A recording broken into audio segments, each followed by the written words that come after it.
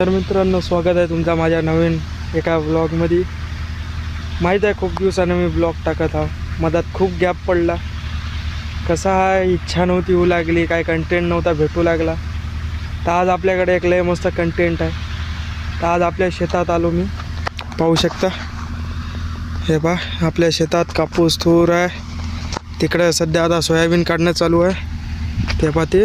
तर आज आपण हेच पाहणार आहोत, सोयाबीन काढायलेलं. तर चला बघू. ता आपण आपल्या मोटरसायकलनं आलो. तुम्ही शेताला रस्ता तर पाहिलेलाच हा. नसल पाहिला तर मी लिंक टाकून देईल त्या व्हिडिओची. तर चला आता जाऊ ता आपल्या शेतात. तर पाहू ता कसं आहे. पाहू शकता, मस्त कापूस पण आलेला आहे, तुरीला शेंगा पण आल्या. तर पहा ते तिथं चालू आहे सोयाबीन काढणं.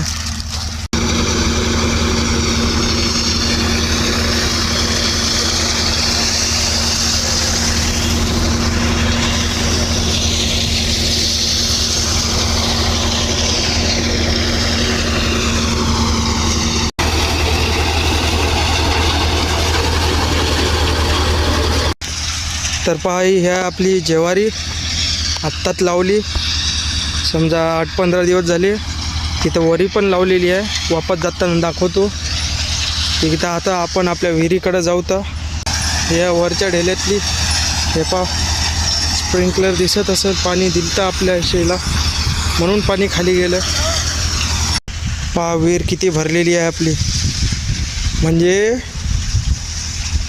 4थ्या कडीवर पाणी आहे विहिरीचं. पाहून घ्या, लय खास. याच्या आधी जेव्हा हे आता पाणी दिलं शेताला, ज्वारीला वगैरे दिलं काही की पाणी, कापसाला का ज्वारीला, कारण की वरी पाणी होतं. पहा वल्लावा पाहू शकता तुम्ही कुठरो का. विहीर खूप खोल आहे. आता हे तुम्हाला सांगतो, 3 आणि 6 7 ते 8 फुटावर पाणी आहे सध्या आता आपल्या विहिरीत. तशी विहीर आपली 40 फूट आहे. विचार करू शकता, 40 फूट विहिरीत फक्त 8 फुटावर पाणी आहे. म्हणजे किती जास्त पाणी आहे आपल्या विहिरीला. जस्ट इमॅजिन, त्या विहिरीत पोहायला किती मजा येईल. आणि आणखीन आपल्या विहिरीची कसं पूजा गिजा राहिली, त्या आश्रयाची पूजा असते ती करायची राहिली. ते नैवेद्य लावा लागते, जेवू घाला लागत असते लोक. तर त्याच्यानंतर आपण एखाद दिवशी येऊ पोहायला. त्याचा एक डेडिकेटेड व्हिडिओ बनवू. पहिला आपल्या स्वतःच्या घरच्या विहिरीत पोहायची मजाच वेगळी असते. अशी जी तुम्हाला मशीन दाखवली, ती आहे सोयाबीन काढायची मशीन. तिला काहीतरी म्हणतात, तिचा स्पेसिफिक नेम आहे. मी तुम्हाला खाली इथं टाकून देईल टाईप करून. तर सध्या आपलं सोयाबीन काढणं चालू आहे तिथं. त्याच्यात बाजूनं मामाचं पण आहे, गजू मामाचं. त्याचं आपले झालं की त्याचं काढायचं आहे. तर हे पाहू शकता तुम्ही, या मळणी यंत्र. याच्यात हे पहा, वरी दादा वरून टाकतो सोयाबीन, इथून खालून सगळं फिल्टर होऊन निघते. तिकडं बाजूला आपला कुटार पडतो, ते हिच्यावर होतं आपलं सोयाबीन. मग काही तुम्ही पाहिलं, आता आपलं झालेलं आहे. तर आता हे मळणी यंत्र गजू मामाच्या शेतात जाईल, म्हणजे बाजूच्याच शेतात जाईल. आणि तिथं जाऊन आपल्याला आता गजू मामाकडे एवढं आपलं झालेलं आहे सध्या. पाहून घ्या, आपलं झालं मित्रांनो सोयाबीन काढणं. आता गजू मामाचं काढणार आहे. तर आपण जरासा करू की मशीन चालू होत, तर शेतात जरा फेरफटका मारू. होता का आहे, कसं चालू आहे शेतात. समोर ती एक विहीर आहे. आणखीन तुम्हाला कदाचित मी गेल्या व्लॉगमध्ये दाखवली होती. इथं आपली झोपडी होती. झोपडीचं झोप पण नाही राहिलं आणि पपडी पण नाही राहिली. नुसतं नाबूद झाली झोपडी. ही विहीर पण किती भरून आहे,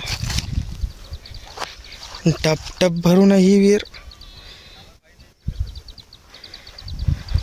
वरी आता कापूस कापूस दाखवतोस तुम्हालाच मी.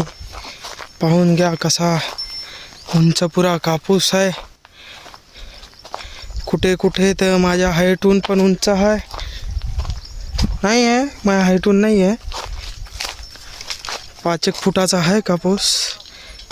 पाहू शकता ही इथं होती आपली झोपडी. काहीच राहिलं नाही झोपडीतल्या.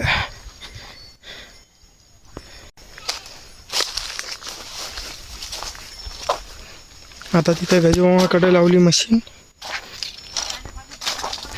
जेव्हा एकदा झालं मग आपण घरी मोकळा आपण घरी जायसाठी. आंब्याचे झाडं लावलेले आपल्या शेतात. इथं बजरंगबली, जय बजरंगबली. हे बा इथं एक आहे आंब्याचं झाड. जराशे कुपोषित दिसायले पण वाढतील. हे पाय कवळे पानं यायले. याला पण आले कवळे पानं. हे असे 4 आंब्याचे झाड आहे.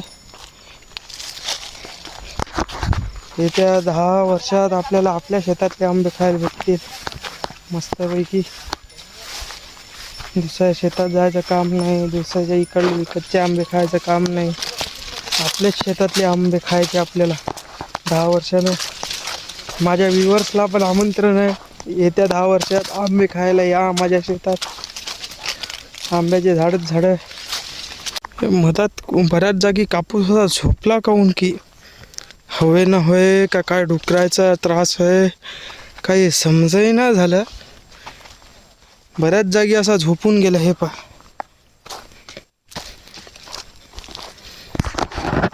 तर सांगा मला कोणाकडं काही असेल तर थेरीज याच्याबद्दलच्या थ्युरीज व का हवेनं झोपला का डुकरायनं केलं असं. कारण मी बऱ्याच दिवसानं आलो शेतात.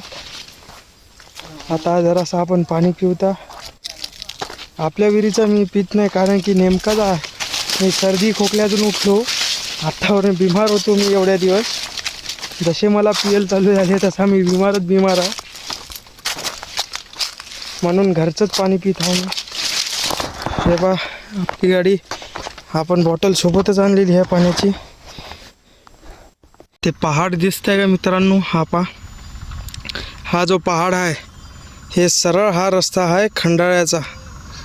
खंडाळा जातो हा रस्ता. या पहाडावर हा सरळ रस्ता आहे असा हा. इथून तुम्हाला रातच्या टाईमला उन्हाळ्यात जसं हे झाडाचे पानं पिकतील आणि हे पतझडचा मोसम येईल तेव्हा तुम्हाला तिथून गाड्या येता जाता दिसतात. आता दिसतात अशा गॅपमधून जर तुम्ही एकसारखे पाहत राहिले तर. तो आपला वाशिम रोड आहे, पुसद वाशिम खंडाळा मार्गे. ते खंडाळा आहे ते तुम्हाला मी दाखवलं. मॅटर आता मामाचं झालं की मग आता आपण घरी निघूत. आपल्याला